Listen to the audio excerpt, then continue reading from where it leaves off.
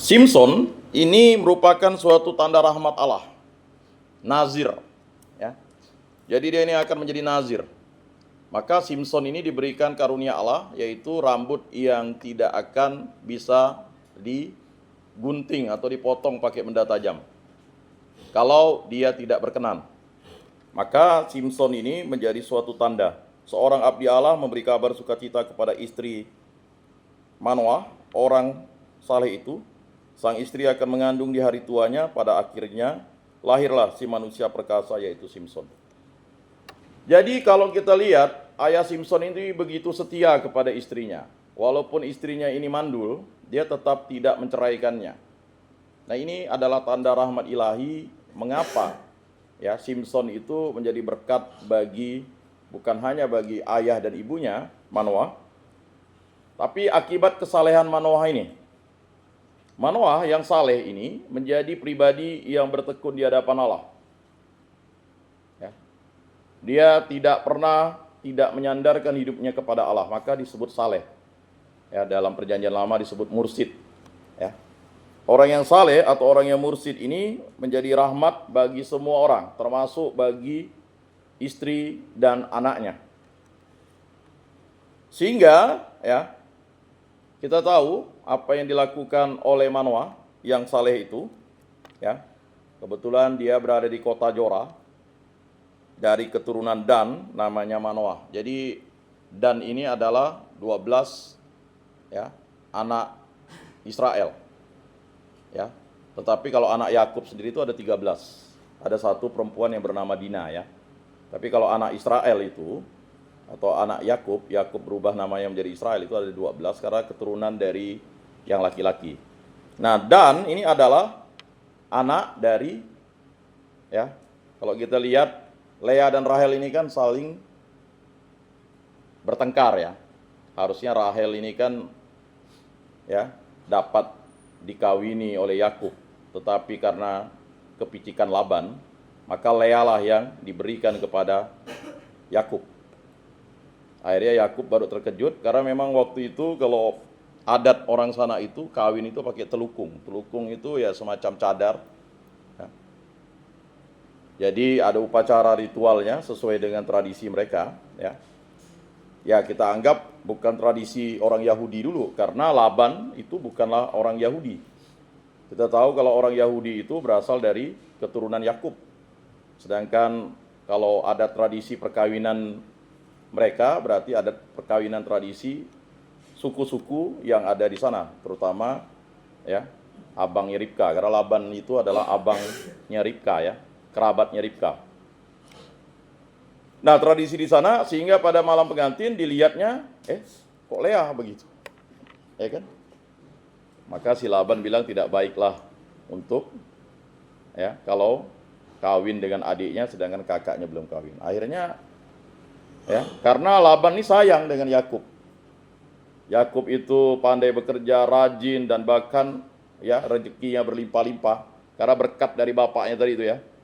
Mengusahakan ternak, ladang, domba, lembu, berhasil. Jadi seperti tangan kanan Laban. Maka akibat dia sangat sayang ini muncul rasa kepicikan. Nah, bisa juga dengan kita. Kita terlalu sayang dengan salah satu anak kita, jadi anak kita tuh tidak bisa mandiri. Tinggal di rumah kita, ya. Nanti kamu harus tinggal, apalagi kalau misalnya yang perempuan, ya. Nanti kamu tinggal dengan bapak mama, ngurus bapak mama, tenanglah semua harta warisan untuk kamu dan sebagainya. Jadi tidak pernah bisa mandiri dia. Nah, ini terkadang tuh hati-hati, ya. Akibat orang itu bukan terlalu cinta karena dia bisa mengusahakan segala sesuatu, akibatnya timbullah rasa kepicikan itu. Nah, itulah yang terjadi dengan Laban. Nah, Laban akhirnya ya membuat, memang betul ada tradisi mereka sana, ya kalau yang kakak belum kawin ya adik memang tidak bisa gitu. Tetapi sebenarnya kan itu adalah sesuatu yang mau mengatakan bahwa Yakub yang menipu si Esau itu mendapat pengajaran melalui Laban. Jadi tipu melawan tipu. Nah, jadi nanti kita tahu, ya. Aduh, kena tipu saya nih. Akhirnya kalau saya mau dapat Rahel 7 tahun lagi bekerja, lama lagi. 7 tahun bekerja baru kawin dengan Rahel. Sayangnya ya, Lea ini mempersembahkan anak yang laki-laki ya dan 1 anak perempuan ya kepada Yakub. Tetapi Rahel itu mandul. Supaya dia dianggap mampu untuk memberikan persembahan kepada Yakub, maka Rahel itu mengambil hambanya untuk menjadi gundik. Istilah gundik itu menjadi pengganti dia lah. Nah, begitu. Jadi penggantinya. Lalu dapatlah 2 anak. Nah, dapat 2 anak di situ kan.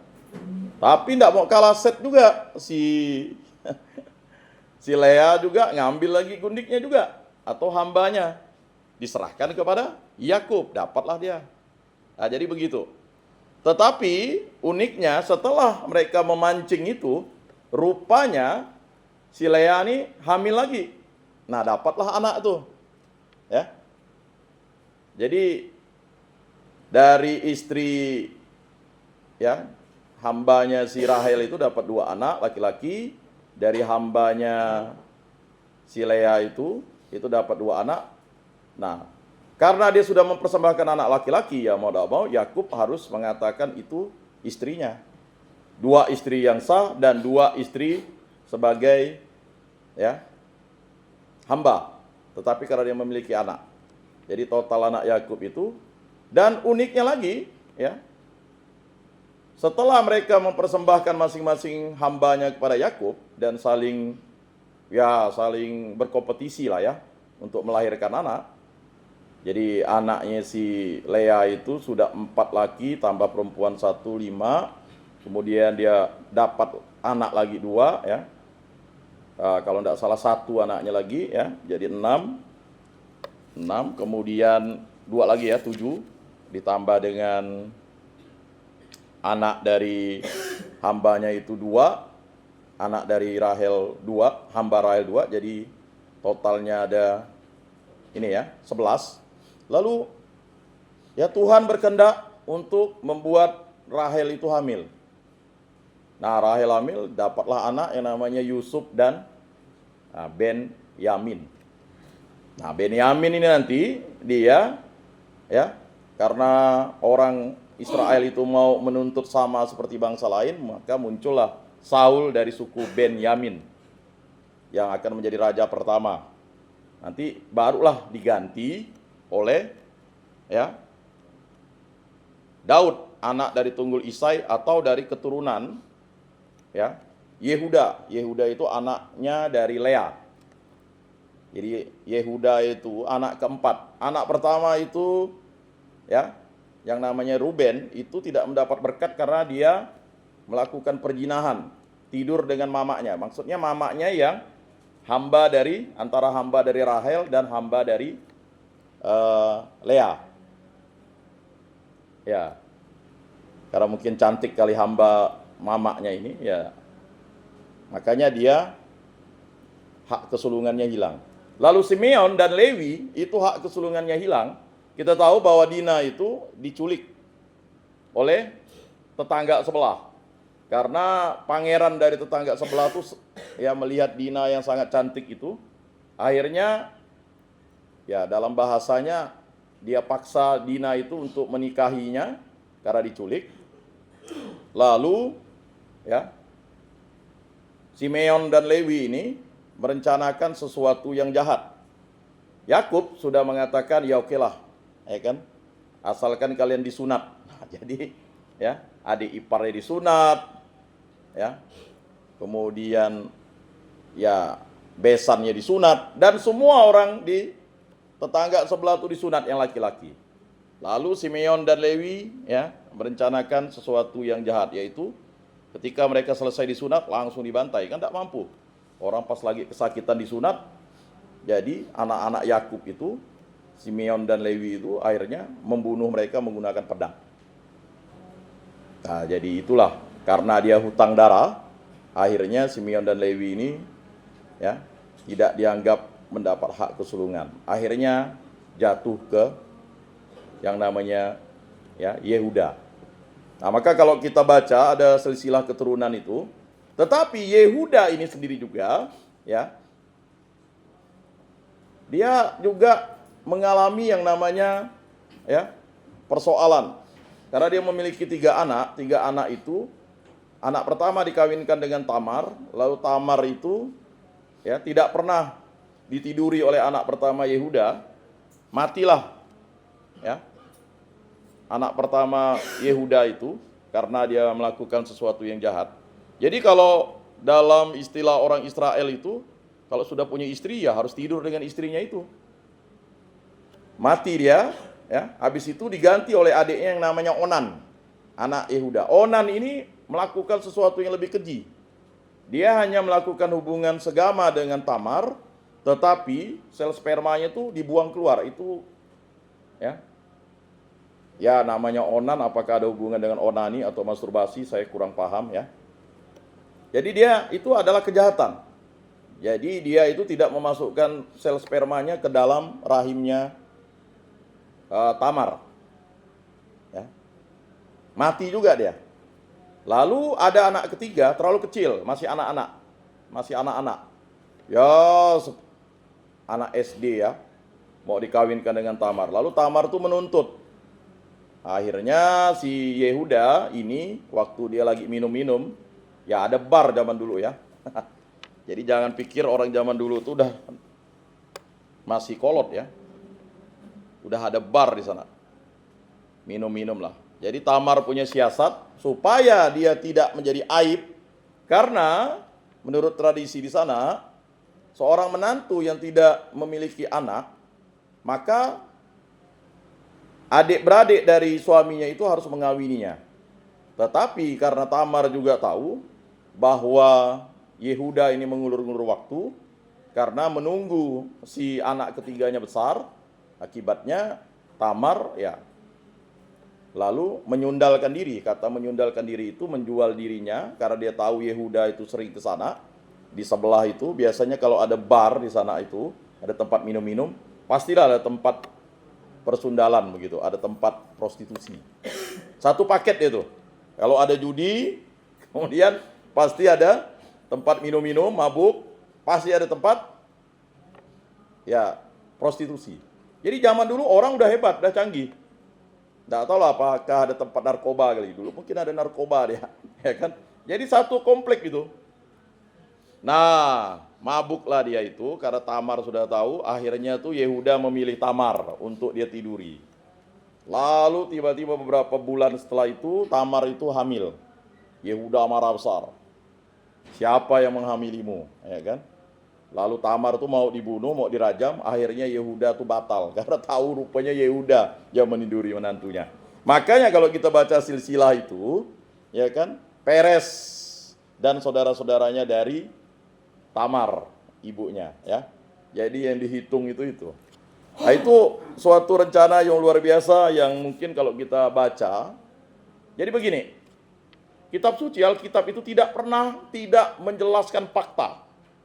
Dan fakta itu menjadi dibawa terus. Perhatikan nanti kalau kita tahu kan, Salomo anak dari istri Uria. Uria itu udah mati. Ya kan, panglima perangnya si Daud. Tapi masih diceritakan bahwa Salomo dari, ya, istri Uria. Mengapa? Faktanya memang itu istri Uria yang diambil oleh Daud, dan Daud harus menanggung itu seumur hidupnya sampai keturunannya. Ya kan? Karena anak hubungan gelap antara Daud dan istri Uria itu, Batseba itu, ya, itu mati. Jadi Salomo ini, ya, adiknya dari anak pertama, ya, antara Daud dan Batseba itu. Nah, makanya nanti Salomo itu, ya, ditulis. Jadi kalau ada yang membaca kitab suci Injil itu, Alkitab itu selalu menampilkan fakta, tidak menampilkan kebohongan, tidak ditutup-tutupinya. Dan itu harus ditanggung oleh keturunannya itu, ya kan? Bayangkan, setelah itu kita tahu Salomo kan, Salomo juga ya bukan lagi mewarisi. Kita tahu hitungannya tuh ada yang mengatakan 10.000 istrinya, tetapi menurut catatan itu ya 1.700 istrinya, 300 gundiknya. Wah, ini luar biasa kan? Lalu saya tidak tahu, Pak, ya, luar biasa Raja Salomo ini kan. Ya, orang aja punya istri 2 aja bangga, ini 1.000 lawanlah Salomo. Ya. Jadi kalau kita mau sombong, tidak bisa melawan Salomo ya. Salomo punya 700 istri itu. Ya. Nah, kita kembali ke sini. Konteksnya, mengapa saya mau menceritakan ini? Persoalannya banyak yang tidak mengetahui Dan. Dan itu adalah salah satu anak Yakub, dan anak Yakub, ya. Jadi dari 12 anak Yakub ini pasti ada anak-anak yang saleh yang dilahirkan. Ya. Makanya pada hakim-hakim itu, kalau kita membaca hakim-hakim itu, ya, karena memang setelah Yosua itu tidak pernah. Kalau Musa nanti memandatkan kepada Yosua, nanti kau akan masuk ke tanah terjanji Yosua. Setelah itu Yosua itu tidak pernah lagi memandatkan siapa lagi. Sehingga bangsa Israel itu ya hanya memiliki hakim-hakim. Nah, salah satu hakim-hakim yang luar biasa itu adalah ya yang disebut dengan Simson. Ya. Karena apa? Karena kesalehan. Dan mamanya cukup tua juga. Kata tua di sini ya sudah lansia lah. Ya kalau Sarah itu hampir berusia 90 tahun ketika dia hamil, ya, akhirnya dia mendapat Ishak. Sedangkan kalau ini tidak dituliskan berapa usianya, tapi kalau kita tahu tua itu berarti ya sekitar 70-80-an lah. Jadi baru itulah keajaiban yang terjadi kalau kehendak Allah terjadi. Ya. Dan Simson ini ya juga sama seperti Yohanes, ya. Dia tidak minum anggur atau minuman yang memabukkan. Dan tidak makan sesuatu yang haram. Ya. Kita tahu tradisi Yahudi itu ada 613 larangan ya. Jadi kalau mereka makan ini salah, makan ini haram, makan itu haram. Makan ikan lele haram.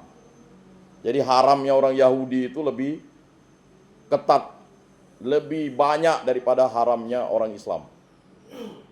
Jadi jangan pikir jadi orang Yahudi itu enak. Tidak enak dia. Orang Yahudi itu tidak enak.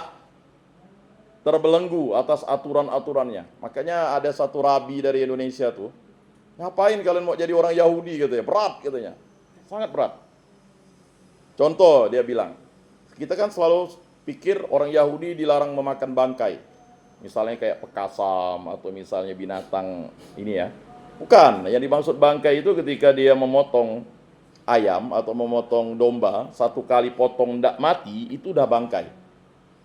Maka dia serahkan kepada tetangganya yang beragama lain. Gitu. Ya kan? Jadi kata bangkai menurut orang Yahudi itu adalah ketika dia sekali potong binatang ternak itu, misalnya domba, tidak mati. Bisa jadi ketika dia potong, tidak mati itu. Ya kan? Dia harus sekali mati. Nah, kalau 2 kali potong itu sudah bangkai. Maka diserahkan kepada yang lain. Makanya kalau pergi ke Israel, kalau ada bapak-bapak yang sudah pernah mungkin ya. Jadi saya ingat bapak saya dulu cerita itu, orang Yahudi itu jam 2:30 sore itu sudah meninggalkan pekerjaannya. Tidak peduli dia. Pokoknya 2:30 hari Jumat dia langsung meninggalkan bis yang dia supiri. Nanti diganti oleh kawannya yang beragama Islam. Nah, nanti 2:30 atau 2:30 hari Minggu baru dia datang lagi bekerja. Jadi orang Yahudi itu mempersiapkan hari Sabat setiap minggunya itu udah sangat berat ya. Kepiting tidak dimakan, udang tidak dimakan ya, babi tidak dimakan, apalagi kayak ular, ya kan, biawak, ya itu udah pastilah tidak dimakan. Ya. Jadi apalagi Simson ini, ya, dia tidak mabuk-mabukan dan tidak ya makan makanan yang haram. Nah, sebab engkau akan mengandung dan melahirkan seorang anak laki-laki, kepalanya tak akan kena pisau cukur, sebab sejak dari kandungan ibunya anak itu akan menjadi nazir Allah, dan lewat dia akan mulailah penyelamatan orang Israel dari tangan orang Filistin. Jadi kalau bertanya, kok Yesus itu rambutnya gondrong ya? Tidak ada pisau cukur. Zaman Simpson tidak ada pisau cukur. Ya, jadi Jangan kalau mau mengatakan, oh enggak ada. Ada, udah ada pisau cukur itu. Kalau enggak ada pisau cukur, dia punya janggut, jambang itu udah kemana-mana tuh. Ya. Tetapi ingat, ada tradisi Yahudi yang memang tidak mencukur rambutnya. Nah, Yesus tuh dari golongannya siapa? Ya, kalau diceritakan Simpson, ya pasti dari golongan-golongan itulah. Karena memang mereka tidak mencukur rambutnya. Ya, karena dia adalah seorang, ya. Jadi kalau ada dalam imam orang Yahudi itu, ya kan, anak laki-laki itu kan semuanya, apalagi anak pertama, dipersembahkan kepada bait Allah untuk menjadi imam bagi keluarganya dan orang lain. Maka Yesus disunat usia 8 hari dan dipersembahkan ke dalam bait Allah. Nah, jadi kalau kita baca kitab suci itu pasti nyambung dengan konteks karunia penyelamatan yang disampaikan oleh yang malaikat. Dan ya, kita tahu di kitab Hakim-Hakim itu menjelaskan bahwa Simpson ini ya akan menjadi ya Anazir, ya. Dia akan melawan bangsa Filistin yang durhaka. Jadi bangsa Filistin itu adalah bangsa Eropa. Jadi banyak orang salah persepsi, Filistin itu dibilang Palestina, bukan. Filistin itu adalah orang Eropa. Dia adalah orang Eropa yang datang ke Asia lalu menetap di daerah itu, lalu berkembang biak. Nah, mengapa orang Filistin itu menjadi musuhnya orang Israel? Karena memang orang Filistin itu kebalikan hidupnya. Dia mabuk-mabukan, biasa. Ya kan? Istrinya gonta-ganti, bisa kawin dengan istri orang. Jadi dianggap bangsa Yahudi itu bangsa yang sudah durhaka, celaka. Orangnya cantik-cantik. Makanya Simpson itu ya akhirnya jatuh karena kecantikan Delila kan. Dia akhirnya menyampaikan bahwa rambutnya inilah sebagai suatu jimatnya. Padahal sebenarnya rambut Simpson itu bukan jimat. Itu adalah tanda rahmat ilahi. Ketika dia matanya dicongkel dan dia digantung di sontoh kayu, apa yang terjadi? Dia memohon kepada Tuhan untuk ya meminta kekuatan terakhir untuk mengalahkan orang Filistin yang durhaka ini. Karena orang Filistin itu mengolok-ngolok Allah. Ya. Jadi Allah orang Israel itu diolok-olok orang Filistin itu. Makanya jangan berpikir orang Filistin itu orang mana, itu orang Eropa yang datang ke Asia, dia cukup lama dulu itu, tinggal lama di situ dan akhirnya menetap. Kemudian akhirnya dia memang tinggi besar. Rata-rata ya tingginya 180, 85, 90 ya.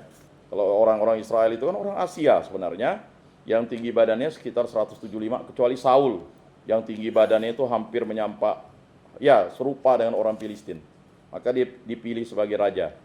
Jadi Saul itu hampir mau 2 meter tingginya. Karena ketika ukurannya memang kita tidak tahu secara persis, tetapi dalam kitab suci dijelaskan ya.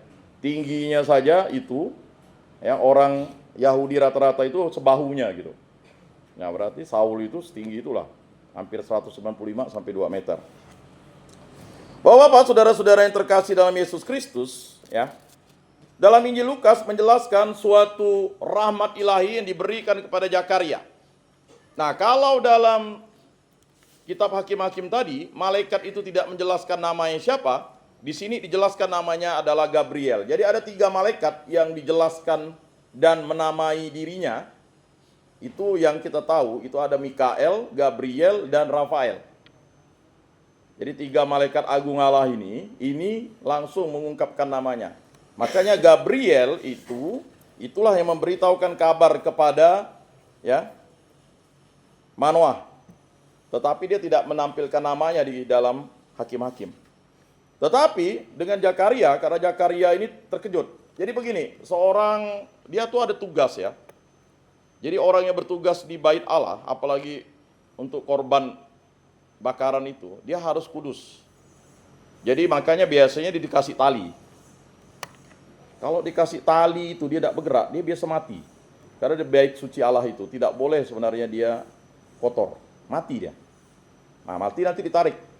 Berarti maka kalau dia bertugas di dalam untuk buat korban ungkupan, ya, imam-imam yang orang Yahudi itu dia harus kudus, sebelumnya puasa dulu dia. Dia ada beberapa kelompok. Kita tahu mengapa seorang imam itu tidak mau menolong orang yang dirampok. di tengah jalan tuh, karena dia memang tidak boleh menyentuh darah. Itu akibat ajaran agamanya sebenarnya. Ya. Makanya dia hanya melihat saja karena dia mau bertugas di bait Allah. Jadi dia tidak boleh berhubungan badan, tidak boleh, ya kan? Kemudian menyentuh darah tidak boleh. Makanya Imam Zakaria ini ketawa dia, benar sikit lah, karena dia tahu dia berpuasa dengan Elizabeth kan. Kalau dihitung-hitung anakmu, istrimu tuh sudah mengandung, kata malaikat Gabriel. Oh, tidak mungkin lah, iya kan? Dia ketawa, makanya malaikat Gabriel itu membuat dia bisu. Karena dia sudah hitung, kapan nih, ya kan? Tetapi karena rencana Allah itu begitu luar biasa kepada Zakaria, maka Zakaria yang sudah dianggap aib. Jadi kalau dia tidak memiliki anak itu dianggap aib. Diberguncingkan lah. Ya. Tetapi karena kesetiaan Zakaria kepada Elizabeth, istrinya itu, dia memang udah disuruh untuk mengambil istri lain. Dia tidak mau. Jadi jangan pikir orang Yahudi itu dia tidak monogami. Ya. Dia monogami. Dan ada yang mempertanyakan Yosef dan Maria, ya kan? Lalu Yosef tuh punya anak-anak itu udah sesat. Itu ajaran sesat yang diberikan oleh penyesat pada tahun 1000 ya. Bahwa Yusuf itu suami Maria itu kawin lagi, maka dia ada anak-anaknya, lalu anak-anaknya adalah Yakobus, Yoses, Yudas, Simon. Bukan, itu sepupunya Yesus. Ya. Jadi kalau orang Katolik atau orang Kristen tidak baca kitab suci itu kacau nanti. Nah, baca kitab suci juga harus baca literatur sejarah. Nah, jadi seperti itu. Makanya Imam Zakaria ini dia seperti kita gitu, sama seperti Sarah. Sarah itu ketawa ketika Tuhan datang menghampiri Abraham. Tidak mungkin lah, ya kan? Siapa? Kau tadi ketawa ya? Enggak, kata Sarah, masih bohong ya. Begitu juga dengan Zakaria ini. Tetapi Elizabeth yang saleh itu, dia tetap percaya rencana Allah. Maka Elizabeth itu adalah yang dikunjungi pertama kali oleh Bunda Maria. Ya, Maria, itu sepupunya, ya mungkin sepupu sekali atau sepupu 2 kali. Bunda Maria KPP dulu dia, kursus persiapan perkawinan dulu, 3 bulan. Jadi kalau kita pikir ya, orang yang hidup 2000 tahun lalu itu dia sudah KPP dulu. Jadi sebelum dia kawin, dia udah bertunangan, dia tuh harus pergi ke familinya itu untuk macam-macam. Ya. Kursus masak, kursus mencuci, kursus ngurus anak, ya kan? Ya, pokoknya dibimbing oleh Elizabeth lah dia. Jadi ibu rumah tangga yang baik. Mengapa Elizabeth dianggap baik? Karena Elizabeth setia kepada Zakaria. Zakaria pun setia kepada Elizabeth. Nah, kesetiaan itulah yang digambarkan untuk mewujudkan kasih Allah di hadapan Tuhan. Lalu, Zakaria ini berdialog dengan malaikat. Lama dia dialog dengan malaikat itu ya, dengan Gabriel. Berdialog dia, adu argumen dia. Kita kan sering adu argumen juga ya. Beginilah pastor, beginilah Bapak Uskup. Ya, ada adu argumen. Begitu juga dengan Zakaria, adu argumen dia dengan malaikat Gabriel. Ya, bagaimanakah aku tahu bahwa hal itu akan terjadi? Sebab aku sudah tua. Dah lonyin dah. Ya kan? Kalau orang dah lonyin mati angin ini susah, ya kan? Dia dah tahu dia dah lonyin, ya kan? Berhubungan pun enggak pernah kan? Jadi dia ini sebenarnya ingin menampilkan bahwa enggak mungkin lah kan begitu. Dan istriku pun sudah lanjut umurnya. Ya. Tetapi kan ingat tradisi orang di sana itu kan?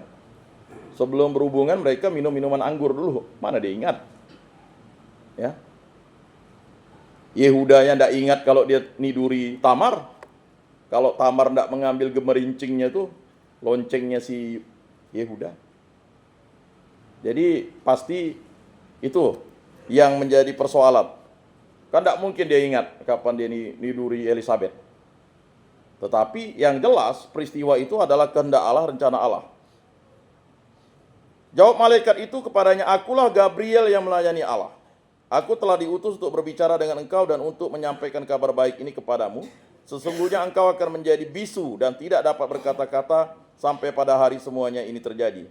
Karena engkau tidak percaya akan perkataanku yang pada waktunya akan terbukti kebenarannya. Jadi banyak di antara kita ini ya, mungkin pernah berjumpa malaikat, tetapi ya kita menganggap itu bukan malaikat. Ya. Pada waktu kita baik hidup kita, pasti banyak malaikat itu yang mengatakan jangan, jangan. Sering kan? Malaikat itu berkata melalui orang-orang. Tetapi ada juga iblis berkata melalui orang-orang juga. Tidak apa, lakukan ya. Kita tidak akan sampai di sini kalau kita mendengarkan suara malaikat itu. Malaikat dari orang-orang itu, baik istri, anak-anak kita, ya. Kemudian ya tetangga kita, saudara-saudari kita, dan sebagainya. Jadi saudara-saudara, bapak-bapak yang terkasih, suara malaikat itu adalah sesuatu yang ya menjadi tanda rahmat ilahi. Ya. Di sini Pak Paulus dikunjungi Pak Marius Edi nih. Ini Pak. Jadi Bapak, saudara-saudara yang terkasih, banyak kita itu mendengarkan suara malaikat, tetapi mau tidak mengikutinya. Zakaria yang saleh saja masih adu argumen, apalagi kita ini yang ya ibaratnya ditiup angin A gitu berubah A, ditiup angin B kita berubah B. Nah, refleksinya apa terhadap hidup kita? Suara malaikat itu pastilah sering. Jangan, ya kan? Jangan emosi, jangan marah, jangan dendam. Tetapi suara iblis, tidak apa-apa dendam, tidak apa-apa marah. Silakukan saja, ya kan? Toh paling berat di dunia ini begini, ya. Paling berat di dunia ini, ya, penjara saja katanya. Nah ini. Jadi suara malaikat dan suara iblis itu, karena ingat, iblis itu adalah malaikat yang jatuh. Ya. Kalau ya, malaikat itu adalah suara Tuhan atau ya, suara dari hamba Tuhan yang mengingatkan kita. Nah, Bapak, saudara-saudara yang terkasih dalam Yesus Kristus, sementara itu orang banyak menanti-nantikan Zakaria. Mereka begitu heran bahwa ia begitu lama berada dalam bait suci. Jadi lama itu berarti udah berjam-jam ya. Jadi begini, orang Yahudi itu kalau nunggu imam yang memberikan korban ungkupan mereka itu nunggu. Kalau tidak nunggu bahaya, ditunggunya. Ini ada apa nih, lama benar Zakaria nih. Ya kan? Wah pasti dia dah ngomong dengan utusan Allah nih. Jadi mereka tahu gitu. Maka seorang imam ya Yahudi itu ketika dia lama di situ, umatnya itu merasa, wah ini harus ditunggu nih. Ya. Ketika ia keluar dan tidak dapat berkata-kata kepada mereka, mengertilah mereka bahwa ia telah melihat suatu penglihatan di dalam bait suci. Jadi memang ya mereka sudah paham umatnya ini. Biasanya kalau lama ya mereka akan menarik. Jadi kalau ditarik talinya itu ya dia tidak ngelawan, berarti tangannya itu dia udah mati begitu di dalam itu. Makanya dia ditarik pakai tali. Karena banyak imam orang Yahudi itu mati di situ karena itu tadi, dia lalai dalam melaksanakan tugasnya. Nah, tetapi Zakaria ini ditarik, mungkin dia ngasih tanda enggak. Oh, dia masih di dalam, masih hidup. Akhirnya dia keluar, dia bisu, lalu dia menulis. Ketika ia keluar dan tidak dapat berkata-kata kepada mereka, mengertilah mereka bahwa ia telah melihat suatu penglihatan di dalam bait suci. Lalu Zakaria memberi isyarat kepada mereka sebab ia tetap bisu. Ketika selesai masa tugasnya ia pulang ke rumah, tak lama kemudian mengandunglah Elisabeth istrinya. Jadi ya kalau hitungan itu ya tak lama dia pulang itu, lalu mengandunglah istrinya dan selama 5 bulan ia tidak menampakkan diri. Nah, jadi hitungannya begitu. Ketika Bunda Maria mengunjungi Elisabeth itu, ya, Elisabeth itu sudah mengandung usianya 6 bulan. Nah, kalau 6 bulan berarti selisih dia dengan Yesus itu ya, itu ya kurang lebih 6 bulan juga. Jadi Yohanes Pembaptis itu lebih tua 6 bulan usianya dengan Yesus. Makanya Herodes itu terkejut ketika melihat mukanya Yohanes Pembaptis. Ketika Yesus dihadapkan ke Herodes itu kan, endakkah ini Yohanes Pembaptis yang udah kepenggal kepalanya? Ya kan? Maka kita bisa menggambarkan Yohanes Pembaptis dan Yesus itu mirip. Ya. Tetapi Yohanes Pembaptis itu dia jubahnya dari ya, kulit kayu ya. Lalu makanannya, ini saya pun kalau enggak pergi ke NTT Kupang waktu itu masih berpikir bahwa Yohanes Pembaptis itu makan belalang dan madu hutan. Rupanya bukan, dia vegetarian. Dia makan itu sejenis daun, rasanya seperti madu hutan dan rasanya seperti belalang. Ada pohonnya itu, hanya satu pohonnya dibawa dari Yerusalem sana oleh imam. Hanya bisa satu buah itu yang tumbuh di tempat ziarah di Kupang sana itu. Jadi pastornya nunjukkan kepada saya, ini loh Pak, mungkin banyak umat tuh pikir Yohanes Pembaptis itu makan belalang dan madu hutan. Bukan, rasanya seperti belalang dan madu hutan. Rupanya dia itu ya daun. Ya, kita pikirkan, wah, katanya dia vegetarian, tapi kok dia makan belalang kan? Ya. Jadi rupanya dia makan dedaunan itu dia. Nah, akhirnya ya Zakaria itu tidak menampakkan dirinya selama 5 bulan. Ya, artinya kalau 5 bulan hitungannya ya, ketika dia pulang ya, usia kandungan istrinya itu 9 bulan 10 hari hitungannya, berarti setelah dia ya datang dari tempat itu, maka rencana Allah itu kepada Elizabeth istrinya itu hitungannya dari bait Allah menuju ke rumahnya itu sekitar 4 bulan lebih. Setelah itu, setelah 4 bulan lebih, istrinya mengandung, dia tidak muncul lagi. Ya, jadi bait Allah. Sampailah 9 bulan nantinya. Mengapa? Dia ingin membuktikan, betul tidak? Mengapa dia dibuat bisu oleh malaikat Gabriel? Sengaja. Karena ya bisa jadi rencana Allah itu kandas karena mulutnya kan. Jadi ketika istrinya hamil, ketika dia sudah berhubungan dengan istrinya ini, setelah dia pulang dari bait Allah kan, dia berhubungan dengan istrinya. Ya kan? Dalam perkawinan Katolik itu, berhubungan dengan istri itulah sakramen perkawinan. Kalau berhubungan dengan bukan istri itu perzinahan. Itu ya. Beda. Kita harus membedakan itu. Nah, ketika dia datang pulang berhubungan dengan istrinya, pulang ke rumah, ya. Dia bisu, lalu tiba-tiba 4 bulan kemudian ya dia lihat tahu bahwa istrinya mengandung, ya, bahwa rencana Allah itu terjadi dan terlaksana atas dirinya. Makanya kalau dia membicarakan itu, ya kan, orang akan berpikir ya, atau dia sendiri berpikir bahwa dia ya mengalami yang namanya ya berbagai macam dalam peristiwa hidup kita itu.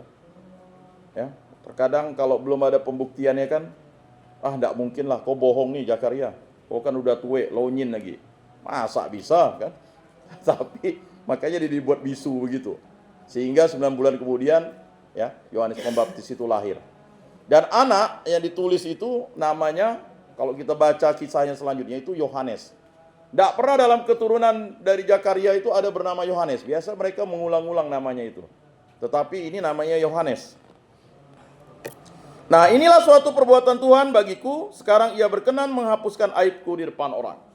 Jadi Bapak-bapak, saudara-saudara yang terkasih, dalam masa Advent Minggu Gaudete ini, Minggu Sukacita ini, Tuhan berkenan menghapuskan aib kita dengan cara kita menerima sakramen pertobatan. Jadi dalam 1 tahun itu hidup kita memang ya yang namanya hidup di dunia ini ya, kita tidak bisa ya berpikir bahwa hidup itu lurus-lurus saja. Tetapi kita selalu berjaga-jaga, berhati-hati, waspada dan sebagainya. Karena apapun yang terjadi dalam hidup kita ini adalah anugerah. Anugerah itu berarti kita syukuri. Tetapi kalau kita tidak bersyukur, berarti kita mulai mempertanyakan apakah kita ini, ya kan, putra dan putri Allah yang baik. Dan dalam minggu Advent ke-3 ini, Gereja Katolik mengajak kita untuk bersuka cita. Karena apa? Karena kelahiran Mesias itu sebagai suatu tanda rahmat ilahi bahwa Allah hadir, Tuhan menyertai kita. Semoga bermakna dalam hidup kita. Mari kita mengakui iman kepercayaan kita.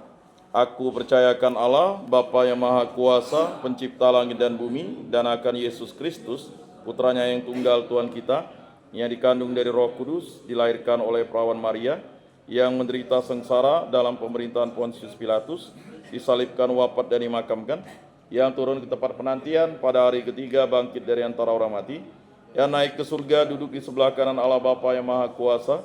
Dari situ ia akan datang mengadili orang hidup dan mati. Aku percayakan Roh Kudus, Gereja Katolik yang kudus, persekutuan para kudus, pengampunan dosa, kebangkitan badan, kehidupan kekal. Amin. Marilah kita menyampaikan doa-doa permohonan kita.